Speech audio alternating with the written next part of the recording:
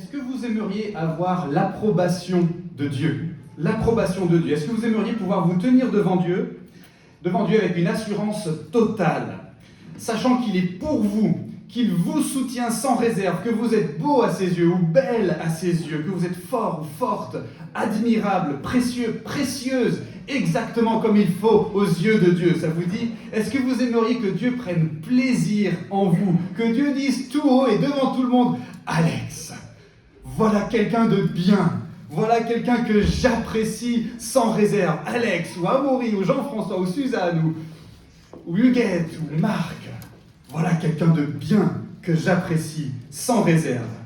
Je ne sais pas ce que vous en pensez, mais il me semble que nous tous, on produit beaucoup d'efforts dans la vie pour prouver notre valeur, c'est pas vrai? Peut-être que c'est à nos parents qu'on veut prouver notre valeur, ou à nos enfants, à nos amis ou à nos ennemis, à nos collègues ou à nos clients. On cherche à prouver notre valeur aux autres. Ou peut-être que c'est à nous-mêmes, en fait, qu'on veut prouver notre valeur. Parce que si on a envie d'être bien vu, c'est pas forcément par orgueil. On a envie d'être apprécié, d'être reconnu comme quelqu'un de bien, et c'est pas forcément pour pouvoir s'en vanter, mais peut-être tout simplement pour qu'on se sente bien avec soi-même, qu'on se sente bien dans ses baskets. Parce que, en fait, quand on arrive à plaire aux gens, on gagne en confiance en soi. On se sent plus épanoui, on a un sentiment intérieur de réussite. Bref, on a l'impression d'avoir effectivement de la valeur. Imaginez maintenant ce que ce serait si c'était Dieu qui avait une opinion complètement positive de vous. Est-ce que ça vous ferait du bien de le savoir, pour sûr? Est-ce que ça vous rassurerait? Est-ce que ça vous donnerait de la confiance en vous? Qu'est-ce que ça changerait à votre vie quotidienne, à votre façon d'envisager l'avenir, à votre façon de traverser les problèmes? Qu'est-ce que ça changerait peut-être à votre façon de prier? Alors avant d'aller plus loin, j'aimerais vous proposer un petit exercice diagnostique. Concentrez-vous. Comment imaginez-vous que Dieu vous voit en ce moment même, là maintenant, tout de suite? Est-ce qu'il est mécontent? Est-ce qu'il fait la moue? Est-ce qu'il fronce gravement les sourcils à cause de quelque chose que vous avez fait cette semaine ou peut-être ce matin? Est-ce qu'il est moyennement distant et réservé? Est-ce qu'il vous remarque à peine? Est-ce qu'il patiente en attendant que vous fassiez vos preuves? Est-ce qu'il vous sourit? Oui, d'accord, mais c'est parce qu'il est gentil et qu'il a pitié de vous. Écoutez bien, mes amis, parce qu'on va considérer aujourd'hui un des textes les plus importants de toute la Bible. Bien sûr, toute la Bible est importante, mais parfois le pasteur est chargé d'exposer un passage particulièrement capital, tant pour la compréhension du message essentiel des Écritures saintes que pour la destinée éternelle de ceux qui écoutent. C'est une telle occasion qui se présente à vous et à moi ce matin. On va prendre la suite de la lettre que l'apôtre Paul a écrite à des chrétiens de son époque qui habitaient la ville de Rome au 1er siècle. Jusqu'ici, on a vu l'introduction où Paul nous a dit qu'il allait nous parler d'un truc super important qu'il a appelé l'évangile, c'est-à-dire littéralement une bonne nouvelle qui concerne quelque chose que Dieu a fait pour nous sauver et qui est centré sur la personne et l'œuvre de Jésus-Christ. Ça, c'était l'intro. Ensuite, on a vu la première partie de sa lettre, où Paul a cherché à nous montrer pourquoi on avait besoin d'être sauvé. Et il nous a dit globalement qu'on était coupable à cause du mal qu'il y a en nous. Et donc, parce qu'on est coupable, on fait l'objet de la juste colère de Dieu. Comment est-ce qu'on le sait? On le sait parce que Dieu nous a révélé ses exigences dans les Saintes Écritures. C'est ce que l'apôtre Paul appelle la loi. Et en examinant ces exigences, on peut voir qu'on n'est pas du tout à la hauteur. On peut faire tous nos efforts. On peut essayer le plus possible d'observer la loi de Dieu, on n'arrive quand même pas à se rendre juste parce qu'on a un truc en nous dont on n'arrive pas à se débarrasser, c'est ce que la Bible appelle le péché. C'est le mal qui habite dans notre cœur. Par nature donc, on est fautif aux yeux de Dieu et Dieu nous désapprouve, il nous condamne. Donc vous comprenez pourquoi on a besoin d'être sauvé, on a besoin d'une bonne nouvelle, on a besoin de ce que l'apôtre Paul va développer dans sa lettre. Comment donc est-ce que cette situation peut être renversée pour qu'on soit approuvé par Dieu? Comment est-ce qu'on peut devenir quelqu'un de bien aux yeux de Dieu? Eh bien, c'est à ça que Paul va venir maintenant dans la deuxième section de sa lettre, où il va nous parler de comment on peut être, dit-il, justifié aux yeux de Dieu, c'est-à-dire rendu juste, c'est-à-dire comment on peut passer de ce statut de condamné à un statut d'approuvé par Dieu. C'est donc hyper important ce qu'on va voir aujourd'hui, on est d'accord? Et donc on va lire le début de cette nouvelle section de la lettre de Paul aux chrétiens de Rome, et voici ce qu'on va voir. C'est que qui que tu sois, tu peux obtenir la pleine et entière approbation de Dieu, et cela sans aucun effort de ta part. Comment c'est possible? Lisons le texte dans l'épître donc de Paul aux Romains, chapitre 3.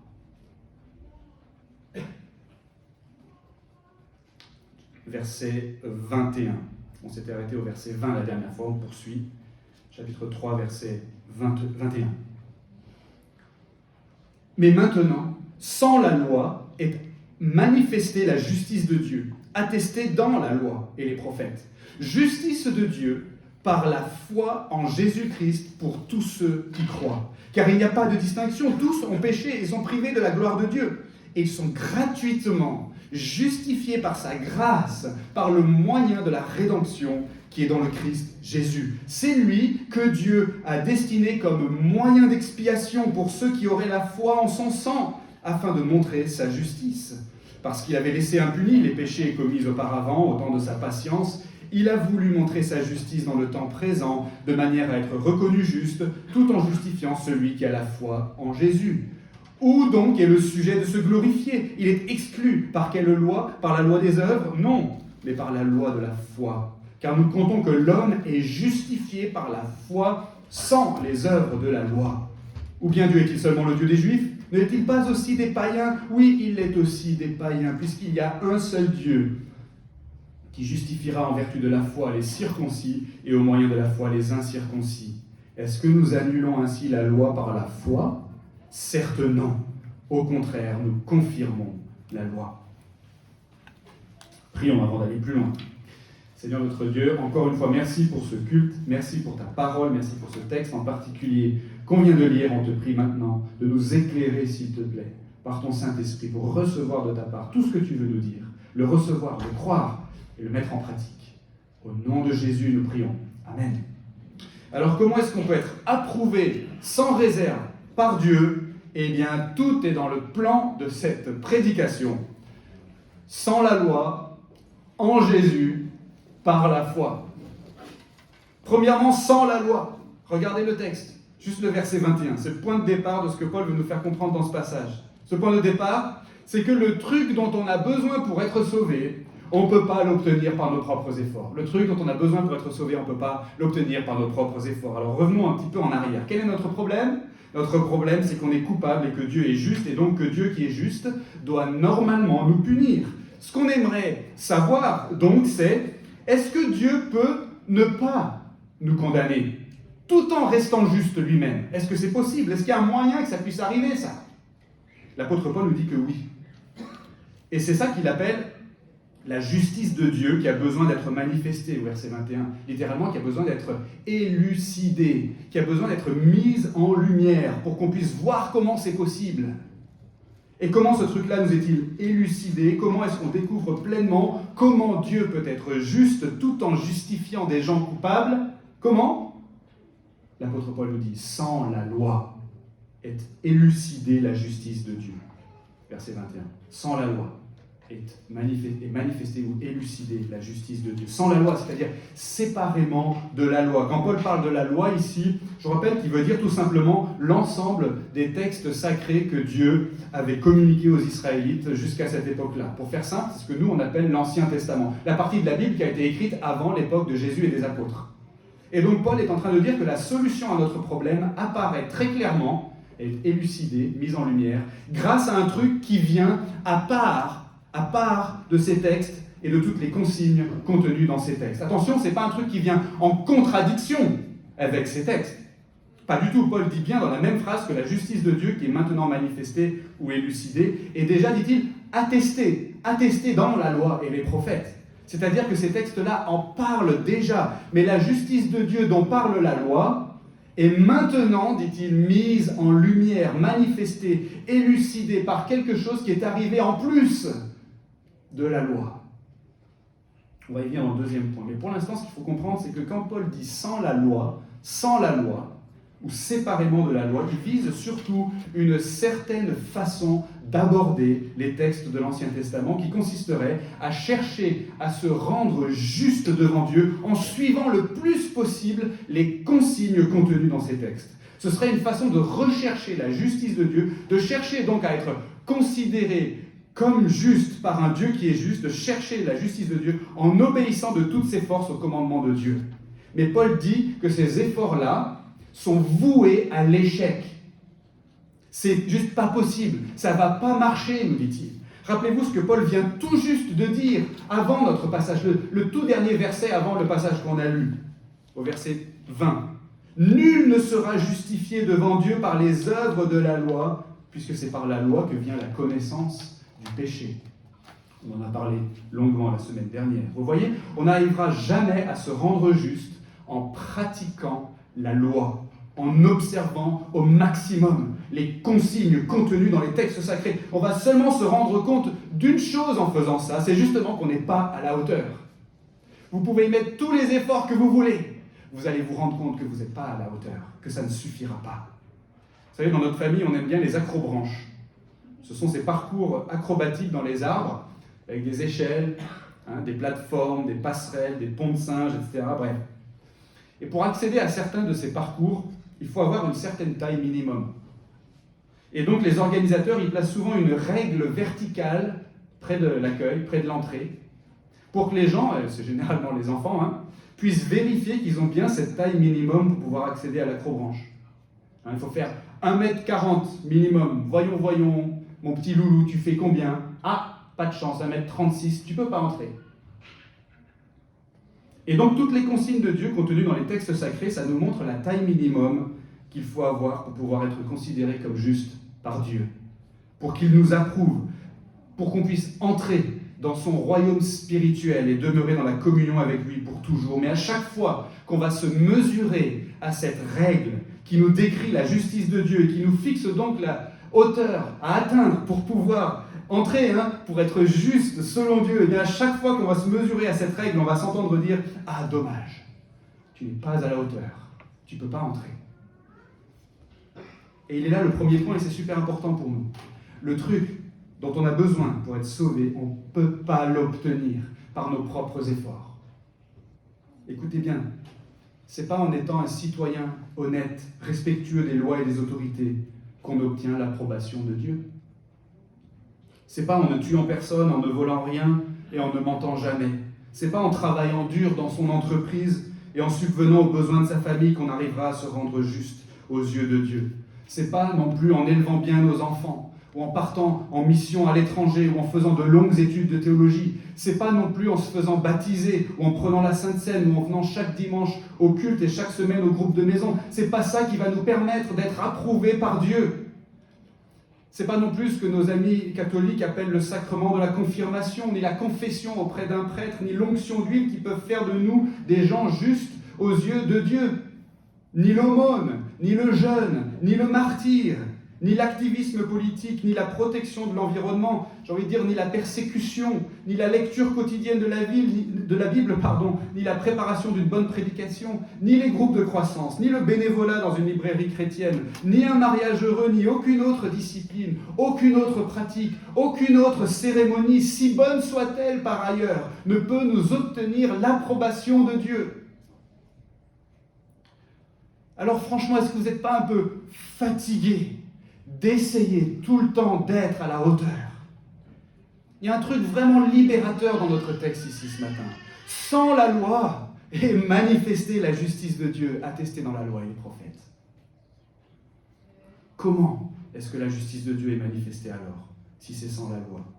C'est le deuxième point. Deuxièmement, Jésus-Christ a accompli tout ce qui était nécessaire pour que des gens coupables puissent être considérés comme justes par un Dieu qui est juste. Revenons au texte, au versets 22 à 26. L'apôtre Paul, dans ces quelques versets, apporte donc la réponse au problème qu'il a décrit et développé assez longuement dans les chapitres précédents. Et il donne cette réponse de manière très claire, en fait, et très bien expliquée. Comment est-ce qu'on peut être coupable et pourtant justifié aux yeux d'un Dieu qui est juste? La réponse se trouve en Jésus. verset 22. Car tout le monde est pécheur et séparé de Dieu par nature, c'est vrai, verset 23. Mais en Jésus, il y a un moyen de rédemption qui permet de devenir juste aux yeux de Dieu par sa grâce, c'est-à-dire d'une manière gratuite pour nous, sans la loi, donc sans effort de notre part, verset 24. Comment ça se fait ? Verset 25, c'est parce que Jésus est un moyen d'expiation, c'est-à-dire que son sang a été versé sur la croix comme paiement ou comme punition, non pas pour ses péchés à lui, puisqu'il n'en avait pas, mais pour les péchés des croyants, ce que Paul appelle ici ceux qui auraient la foi en son sang. Alors il faut qu'on marque une pause juste ici. Parce qu'il faut savoir que Paul utilise un terme très particulier en grec, qui est traduit par moyen d'expiation, ou victime expiatoire, ou encore sacrifice d'expiation, au verset 25. En grec, c'est le terme propitiatoire. Propitiatoire. Autrement dit, c'est Jésus que Dieu a dessiné comme propitiatoire pour ceux qui auraient la foi en son sang. Ou peut-être, c'est Jésus que Dieu a destiné à être par son sang un propitiatoire pour ceux qui auraient la foi. Vous vous rappelez ce que c'est le propitiatoire ?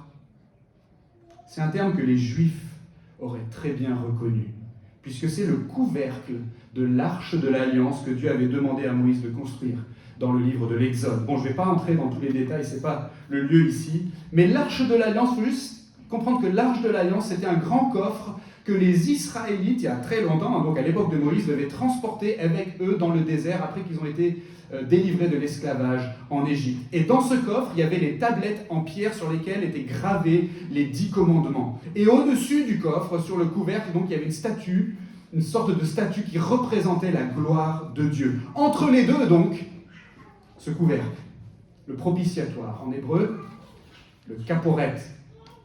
Si vous avez suivi la série de prédications sur le livre de l'Exode, vous vous rappelez peut-être qu'on en a pas mal parlé quand on était dans le chapitre 25. D'ailleurs, vous pouvez retrouver toute cette série de prédications en accès libre et gratuit sur le site internet de notre Église. Ce couvercle sur le coffre de l'Alliance se trouvait donc à la rencontre entre la gloire de Dieu au-dessus et les exigences morales données aux hommes en dessous. Et sur ce couvercle, une fois par an, le jour des expiations, Yom Kippour, en hébreu, de la même racine que kaporet, le verbe kafar, qui veut dire recouvrir, effacer, apaiser. Donc le jour des expiations, le jour du grand pardon. Une fois par an, il fallait faire une aspersion de sang sur ce couvercle. Il fallait verser du sang sur ce couvercle. Ça servait à montrer aux gens que même si notre culpabilité devant les exigences morales de Dieu, ça nous séparait de la gloire de Dieu, comme dit Paul dans notre passage, même si notre culpabilité nous exposait au châtiment de Dieu, Dieu nous donnait quand même un couvercle pour nous protéger de la punition requise par sa justice. Et cette protection vient par du sang qui doit être versé. Et donc, comme le dit Paul dans notre passage, c'est Jésus que Dieu a destiné à être par son sang un kaporet, un propitiatoire pour ceux qui auraient la foi. Ce que je veux que vous voyez, c'est que Paul utilise un langage que son auditoire juif aurait très, très bien compris. Et ce que Paul est en train de faire, c'est qu'il est en train de montrer à son auditoire qu'effectivement, cette justice de Dieu qui a été manifestée en Jésus était bel et bien attestée dans la loi et les prophètes, c'est-à-dire dans les pages de l'Ancien Testament. Depuis l'époque de Moïse même, c'était attesté. Pensez au kaporet, leur dit-il. Jésus est notre propitiatoire. Et donc la venue de Jésus permet d'élucider ce problème. Comment donc est-ce qu'on peut être déclaré juste alors qu'en fait on est coupable par un Dieu qui resterait juste lui-même? Et voici comment ce nœud gordien est dénoué. Oui, Dieu, il est juste, et donc il exerce sa justice en déversant sa colère contre nos péchés. Il le fait bel et bien, mais il le fait sur Jésus, sur la croix. Il est juste parce qu'il punit le péché. Et de cette façon, les gens qui se cachent spirituellement sous ce couvercle sont débarrassés de la peine de leur péché. Ils sont débarrassés de leur culpabilité devant Dieu, qui est expiée une fois pour toutes. La colère de Dieu est ainsi apaisée, c'est-à-dire que la justice de Dieu contre nos péchés est satisfaite. Et tous ceux qui sont attachés à Jésus par la foi sont vus par Dieu le Père en son Fils Jésus-Christ, qui lui-même est parfaitement juste. Donc si vous avez bien suivi, Jésus-Christ a accompli tout ce qui était nécessaire pour que des gens coupables puissent être considérés comme justes par un Dieu qui reste lui-même juste. Et c'est ce que Paul confirme au verset 25 et 26, comme s'il disait « Vous voyez, en Jésus sur la croix, Dieu montre sa justice, cette justice de Dieu qu'on cherchait à élucider. Puisque d'un côté, sur la croix, il punit les péchés et en même temps, il justifie celui qui a la foi. » Alors qu'on se demandait peut-être comment Dieu pouvait sauver des gens coupables sans se montrer injuste, c'est-à-dire sans fermer les yeux sur le péché, eh bien en Jésus, on voit clairement comment Dieu fait ça. En Jésus, notre Dieu juste punit les péchés de ceux qu'il veut sauver, et en Jésus, notre Dieu juste justifie des coupables. C'est Jésus qui dénoue le nœud gordien. Merci Seigneur. Comme le dit Paul, non pas l'apôtre, mais Paul le théologien, Paul Wells, dans son excellent livre qui vient de sortir, La grâce étonnante de Dieu, aux éditions Excelsis, que vous pouvez vous procurer à la Maison de la Bible, auprès de Suzanne ou auprès de Mathilde. Paul Wells dit ceci, page 336. « À la croix, l'équité de Dieu et la bonté de Dieu sont entrelacées dans un seul et même acte de salut. » C'est très important de comprendre la centralité de Jésus dans le salut que Dieu présente aux hommes. Je vais dire un truc un peu choquant, mais écoutez bien. Sans Jésus, Dieu ne pourrait sauver personne. Écoutez bien ce que je veux dire par là. Dieu ne peut pas amnistier des gens qui sont réellement coupables. Dieu est juste, il est parfaitement, divinement juste. Et parce que ça fait partie de ses attributs d'être parfaitement juste, il ne peut pas, sans contredire sa nature, il ne peut pas tout simplement fermer les yeux sur le mal. Vous vous rappelez qu'on a dit que la colère de Dieu, ce n'était pas un sentiment chez Dieu, ce n'est pas une émotion chez Dieu, c'est tout simplement la rencontre de nos péchés avec sa justice. Dieu est juste par nature et il est donc impossible que le mal, si le mal existe, il est impossible que le mal ne soit pas rétribué un jour, sans quoi Dieu lui-même ne serait pas Dieu. Vous comprenez pourquoi ce n'est pas possible? Mais en même temps, la réalité, c'est qu'on a tous le mal qui habite en nous, enraciné dans notre cœur, et on est tous coupables devant Dieu. Alors, dans ces conditions, comment est-ce qu'on peut être sauvé? Et la réponse, en Jésus. En Jésus. Parce qu'en Jésus, écoutez bien, on n'est pas amnistié. On n'est pas amnistié en Jésus. On est justifié en Jésus. Quand quelqu'un est amnistié alors qu'il a commis une faute, il porte encore la culpabilité de sa faute. On lui dit, bon, t'es coupable, mais tu ne vas pas payer pour tes crimes, parce qu'on est gentil. Tu es amnistié. Mais avec Dieu, qui est juste et pas seulement gentil, ça ne peut pas marcher. En revanche, si on a la foi en Jésus, alors Dieu nous regarde et nous dit, tes crimes ont été punis, et il n'y a plus rien à payer. Tu n'es donc pas coupable. Tu es juste. Je te regarde et tu es blanc comme neige. Tu es irréprochable. Tu es complètement juste. Mes amis, c'est tellement important de comprendre ça. Parfois, on s'imagine que si on est chrétien, Dieu, il est simplement devenu tolérant de nos péchés. Il n'est pas content, mais grâce à Jésus, ça passe. On a une sorte d'excuse en Jésus. En Jésus, Dieu nous a passé une sorte de pommade, un maquillage spirituel. On ne sait pas trop comment, mais ça va passer. N'importe quoi. Certes non, dirait l'apôtre Paul. Je veux vous le dire très très solennellement, mes amis. En Jésus, on est débarrassé de nos péchés aux yeux de Dieu. Nos péchés passés, présents et même futurs. Jésus les a portés sur la croix. C'est ça que ça veut dire d'être justifié. C'est pas que nos péchés sont cachés, ils sont expiés. Expiés. Dieu ne nous regarde pas avec un air un peu méfiant, avec un peu de dégoût sur le visage, en restant à distance, parce qu'il sent l'odeur infecte de nos péchés qui sont cachés quelque part. Pas du tout. En Jésus, on a l'approbation totale de Dieu. Il nous accueille sans réserve et il prend plaisir en nous qui sommes à ses yeux exactement comme il faut pour que Dieu prenne plaisir en nous. Malgré tes péchés d'hier et d'aujourd'hui et de demain, malgré la violence de tes paroles, l'impureté de ton cœur, malgré tes mensonges, ta convoitise, ton impatience, ta paresse, ton insolence, malgré ton ingratitude, malgré tes pensées d'adultère ou de meurtre, écoute bien, Jésus-Christ a accompli tout ce qui était nécessaire pour que des gens coupables puissent être considérés comme justes par un Dieu qui est lui-même juste. C'est dingue, c'est dingue. Alors, par pitié, Alex, dis-nous comment on peut entrer au bénéfice de ce que Jésus a accompli. Dis-nous, s'il te plaît, comment est-ce que le truc que Jésus a accompli à la croix pour élucider la justice de Dieu peut s'appliquer à moi? S'il te plaît, Alex, dis-moi tout de suite. Eh bien, c'est le dernier point. Troisièmement, par la foi. Ce qu'on voit dans les derniers versets de notre passage, versets 27 à 31, c'est que pour être sauvé, on n'a rien à faire. C'est Jésus qu'on doit laisser faire. Je répète, pour être sauvé, on n'a rien à faire. C'est Jésus qu'on doit laisser faire. Revenons une dernière fois au texte. Paul, il a déjà mentionné la foi à plusieurs reprises dans ce passage, mais maintenant il va vraiment insister sur ce point. Et pour qu'on comprenne ce qu'il veut dire par la foi, il va l'opposer à un autre truc qu'il appelle les œuvres. Les œuvres, ça désigne tous nos efforts d'obéissance aux consignes que Dieu nous a données dans les textes qu'il a inspirés. Encore une fois, dans le contexte de Paul, ces textes sacrés, c'est ce que nous, on a dans les pages de l'Ancien Testament, ce que Paul a appelé au verset 21 la loi et les prophètes. Bien sûr, obéir aux consignes de Dieu, notamment à toute sa loi morale, c'est bien, c'est même très bien. Les œuvres, c'est bien. Les œuvres de la loi, c'est bien. Seulement, comme on l'a vu, tous nos efforts ne peuvent pas nous sauver parce qu'on n'arrivera jamais à complètement remplir les conditions de la loi de Dieu. Même s'il était possible, imaginons un instant, même s'il était possible aujourd'hui d'arrêter définitivement de pécher, ce serait trop tard de toute manière.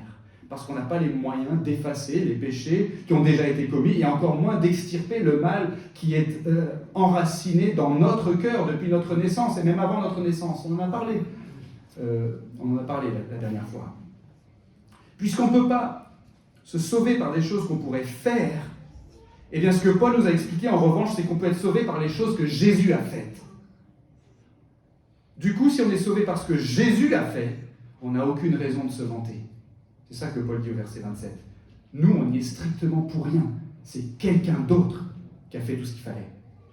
Et c'est comme ça que Paul illustre pour nous ce que c'est que la foi. C'est quelque chose dont on ne peut tirer aucun mérite. On ne peut pas se féliciter d'avoir la foi. C'est bien le texte à la foi, pardon. Non, c'est pas possible. Et c'est ce que Paul nous dit au verset 27. Donc encore une fois, nous dit Paul, comme il l'a dit au début, sans la loi, sans les œuvres de la loi, verset 28, l'homme est justifié par la foi. Et du coup, par ce moyen-là, nous dit Paul, même les gens qui n'ont pas la loi, ceux qu'il appelle les païens, les non-juifs, les incirconcis, ceux qui à l'époque de Paul n'avaient pas vraiment connaissance de ce que nous on a dans les pages de l'Ancien Testament, même eux qui la connaissent pas, qui connaissent pas la loi, qui savent pas comment la pratiquer, même eux peuvent être sauvés, puisque c'est pas par la loi, mais par la foi. Dieu est le Dieu des Juifs et des païens, dit Paul au verset 29. Il est le Dieu de tout le monde, puisqu'il est Dieu tout court. Et donc, par la foi en Jésus, Dieu présente le salut à tous les humains. Il n'y a pas de discrimination devant la grâce de Dieu. Personne n'est mieux placé qu'un autre pour être sauvé. Personne n'a moins à faire ou plus à faire que les autres pour être sauvé. Tout le monde est strictement à égalité devant la personne et l'œuvre de Jésus. Dieu nous présente son salut en Jésus et nous, on doit le recevoir maintenant par la foi. On doit placer notre foi en Jésus. Qu'est-ce que ça veut dire exactement? Placer sa foi en Jésus. Ce serait bien de le savoir, non? Accrochez-vous. En théologie, on distingue souvent trois aspects à la foi.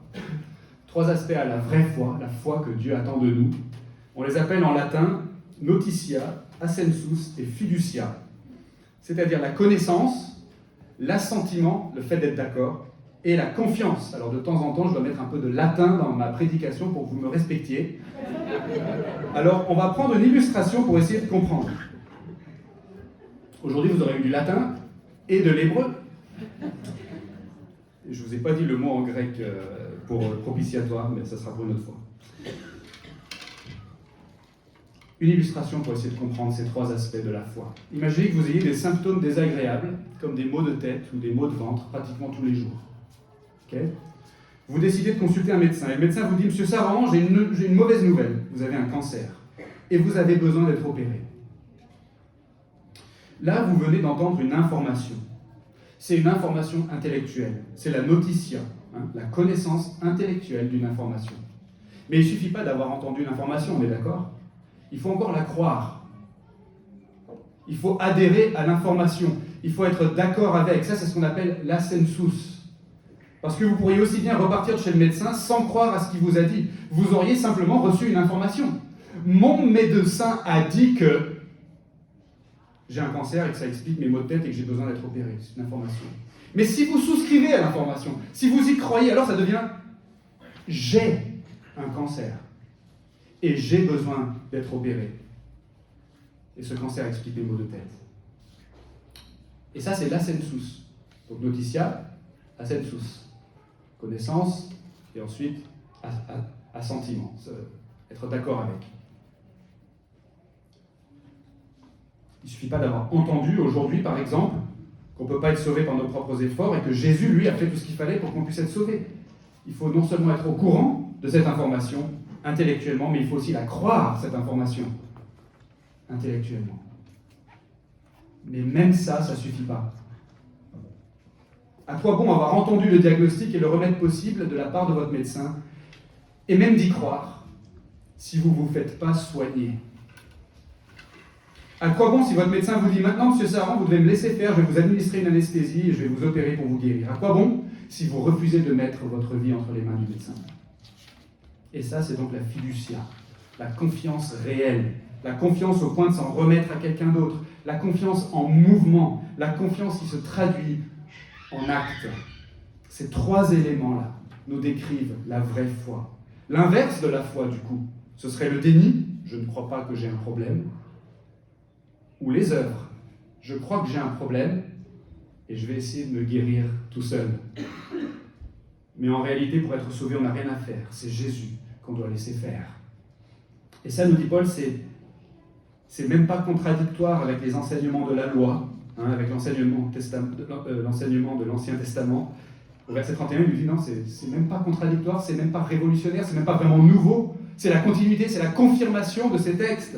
C'est déjà ce qui était prévu dans ces textes. Déjà dans l'Ancien Testament, on était sauvés par le moyen de la foi. Et c'est ce que Paul va démontrer ensuite dans le chapitre suivant, au chapitre 4 de notre lettre aux Romains. On verra ça dans les prochaines semaines. Alors écoutez bien. Parce que maintenant même, au moment où je vous parle, il est en train de se passer un truc super important.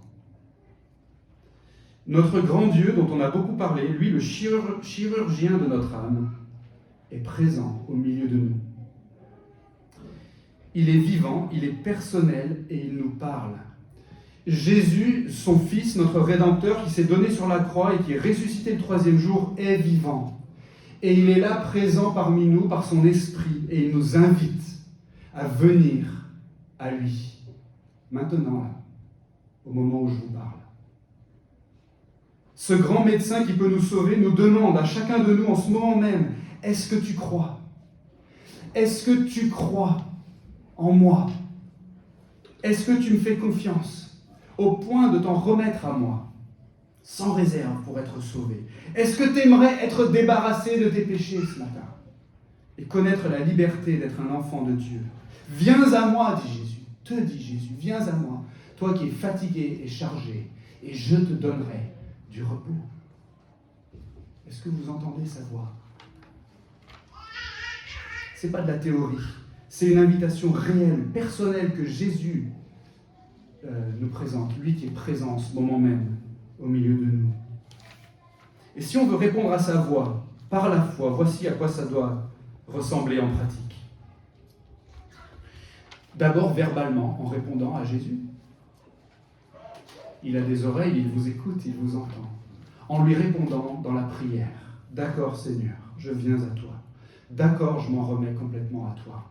Vas-y Seigneur, prends en charge ma vie, je crois en toi. Est-ce que vous avez déjà dit ça au Seigneur? Vous pouvez le dire maintenant dans le secret de votre cœur, en silence, dans vos pensées. Il les entend et il les écoute. Mais ça ne peut pas rester secret ou confidentiel. La confiance réelle, c'est une confiance qui nous engage totalement et qui se traduit en acte. C'est une confiance qui se voit. Et donc répondre par la foi à Jésus, c'est aussi professer cette foi publiquement, la déclarer publiquement. Peut-être que vous croyez en Jésus ce matin, mais que vous n'avez jamais été baptisé. Ou peut-être que vous avez été baptisé quand vous étiez enfant, mais vous n'avez jamais prononcé d'engagement avec le Seigneur publiquement. Peut-être qu'aujourd'hui, c'est le moment de commencer à y réfléchir. Et moi, et Kalou et Denis, on se tient à votre disposition dès la fin du culte pour échanger avec vous à ce sujet, si vous le souhaitez. Ou envoyez-nous un mail, ou appelez-nous dans la semaine. Répondre à Jésus par la foi, c'est aussi, troisièmement, changer radicalement de posture dans la vie. Si j'ai vraiment confiance en Jésus, c'est lui du coup qui va commander ma vie. C'est lui le bon maître, le bon berger, et toute mon échelle de priorité va changer. Quatrièmement, si je m'attache à Jésus par la foi, je vais aussi naturellement m'attacher à sa famille, c'est-à-dire à son Église. Je ne suis pas tout seul à être un chrétien, un disciple, un enfant de Dieu. Je fais partie d'un corps, je fais partie d'une communauté que Jésus lui-même a voulu et qu'il conduit. Et si c'est important pour lui, alors c'est important pour moi. Et enfin, cinquièmement, répondre à Jésus par la foi, c'est aussi recevoir par la foi les bienfaits ou les soins, pourrait-on dire, les traitements que Jésus veut me donner par les moyens qu'il a institués, qu'on appelle traditionnellement les moyens de grâce, qui agissent comme de puissants médicaments dans notre vie chrétienne, comme le culte, la Sainte Seine, la prière, la lecture de la Bible et la communion des frères et sœurs dans la foi, c'est-à-dire le temps qu'on passe avec d'autres chrétiens, tout simplement. Bref, tout ça pour dire quoi ? En introduction, on réfléchissait au fait qu'on avait tous tendance à fournir beaucoup d'efforts pour essayer de prouver notre valeur et pour obtenir l'approbation des gens autour de nous, parce que quelque part, on a besoin de ça. On a besoin de ça pour se sentir bien. Le docteur Albert Ellis, psychologue athée, mort en 2007, a dit que la croyance irrationnelle numéro 1 qu'il observait chez ses patients, c'était le besoin d'approbation. Le besoin d'approbation. Si seulement je pouvais obtenir l'approbation des gens autour de moi. Si les gens avaient une opinion positive de moi, je serais épanoui et heureux et je me sentirais bien. Vous avez ça en vous? Parce que moi j'ai ça en moi. Mais si on avait l'approbation de Dieu, si on avait l'approbation de Dieu, si on pouvait savoir pour sûr que Dieu est pour nous, qu'il prend plaisir en nous et qu'on est vraiment à ses yeux des gens bien, exactement comme il faut d'après lui, qu'est-ce que ça pourrait changer à notre vie? Et voilà ce qu'on a vu dans ce texte. Qui que tu sois ce matin, tu peux obtenir la pleine et entière approbation de Dieu, et cela sans aucun effort de ta part. Tu te trouves peut-être pas toi-même très beau ou belle, peut-être pas très fort ou forte, pas très intelligent ou intelligente, pas très admirable. Bref, peut-être que tu ne te trouves pas très aimable. Parce que tu connais ton cœur et tes pensées, tu vois le mal que tu es capable de commettre et d'ailleurs que tu as commis. Mais voici le merveilleux scandale de l'Évangile. Ce message pour lequel des frères et sœurs dans le monde sont emprisonnés et battus, parfois mis à mort. Voici le merveilleux scandale de l'Évangile. Sans la loi, en Jésus, par la foi, tu es parfait, parfaite aux yeux de Dieu. Tu n'as pas besoin de fournir des efforts pour gagner la faveur de Dieu ou pour compenser sa défaveur. Si tu continues comme ça, tu vas osciller entre l'orgueil quand tu as l'impression de réussir et le désespoir quand tu échoues. En réalité, tu peux te reposer de tes œuvres. Parce que si tu es attaché à Jésus, tu es déjà approuvé, sans réserve, par Dieu, pour toujours. Sans la loi, en Jésus, par la foi. Comme les théologiens l'ont parfois résumé, selon les Écritures seules, on est sauvé par la grâce seule, par le moyen de la foi seule, en Jésus seul, à Dieu seul, la gloire. Amen. Prions. Merci notre Dieu pour ta grâce. Merci pour le salut que tu nous présentes en ton Fils Jésus-Christ. Merci pour cette bonne nouvelle. Merci pour cette libération définitive que tu nous offres en Jésus. Merci pour le pardon. Merci pour la justice que tu nous attribues par ta grâce, gratuitement, sans qu'on ait des efforts à fournir. Et nous voulons, Seigneur, vivre dorénavant une vie de reconnaissance pour ce que tu as fait pour nous par Jésus. C'est en son nom que nous prions. Amen.